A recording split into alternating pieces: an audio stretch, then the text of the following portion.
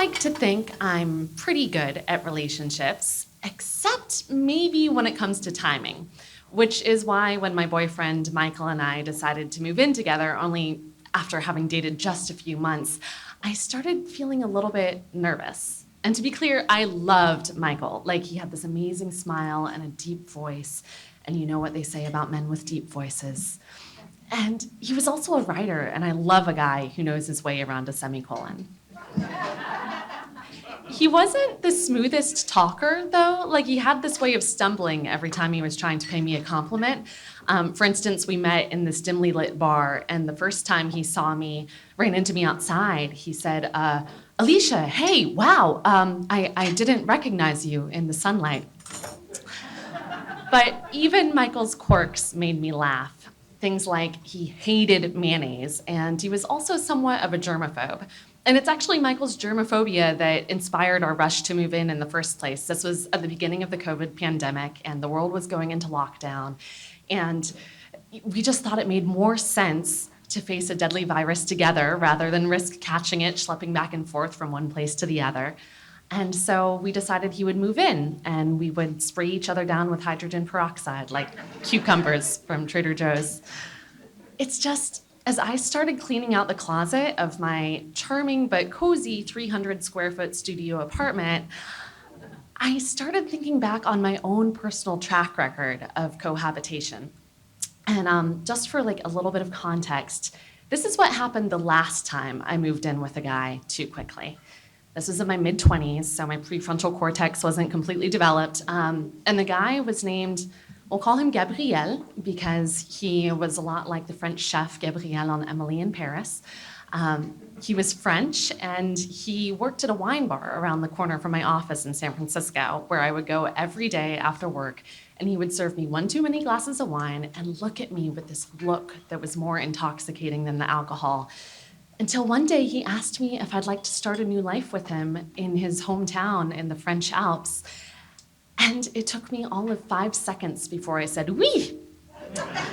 And my friends, of course, tried to talk me out of this. They said, Alicia, you hardly know this guy, and you don't even like the mountains.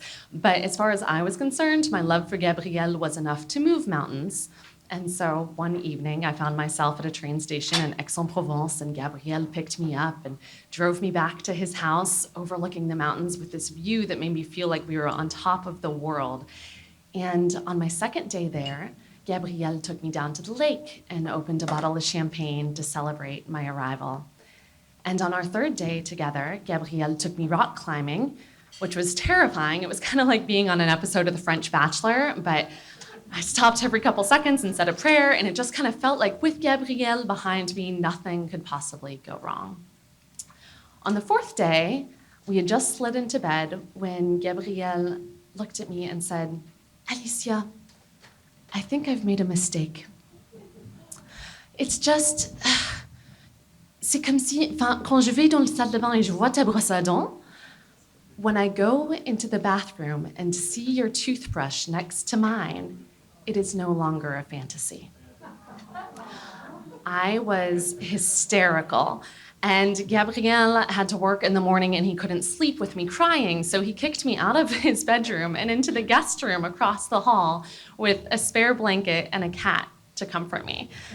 And when I still couldn't stop crying at 3 a.m, he knocked loudly on the door and he said to me, Alicia, arrête. You're a grown woman now. You're too old to believe in Prince Charming. So my friends had to pick up the pieces of this story when I got home, and they never quite let me live it down. Like, whenever we're at a dinner party and anyone so much as mentions France, one of my girlfriends is like, oh, hey, tell that story about that guy and your toothbrush. The toothbrush story, as it's become known, has become the cautionary tale in our friend group about romance and commitment and long-term potential. So I even had a girlfriend, she got engaged and she called me up and she was just like, oh my God, he said he wanted his toothbrush next to mine. Anyway, that's why I was nervous. But I told myself that Michael was different. Michael, of course, had also heard the toothbrush story, and he had told me over and over again he couldn't understand how someone could possibly be so callous or so cruel. And so Michael moved in.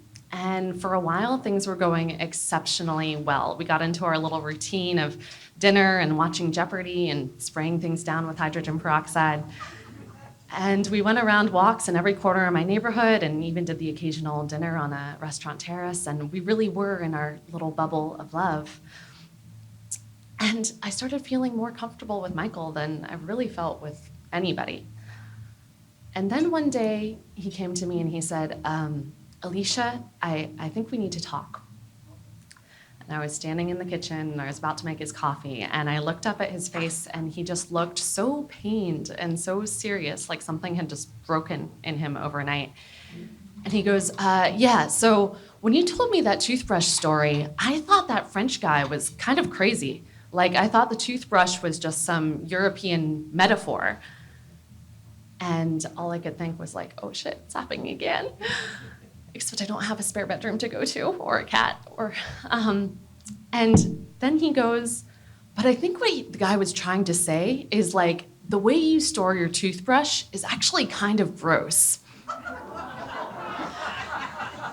Michael took me by the hand and led me into our bathroom where my toothbrush was laying exposed and uncovered on the bathroom sink, all of 6 inches away from the toilet where he had spent the better part of his morning. He said, but I think I have a solution. And he pulled out a toothbrush case from a bag from CVS and placed my toothbrush in it and put it in the cabinet above the sink. And our toothbrushes have lived next to each other for 3 long years.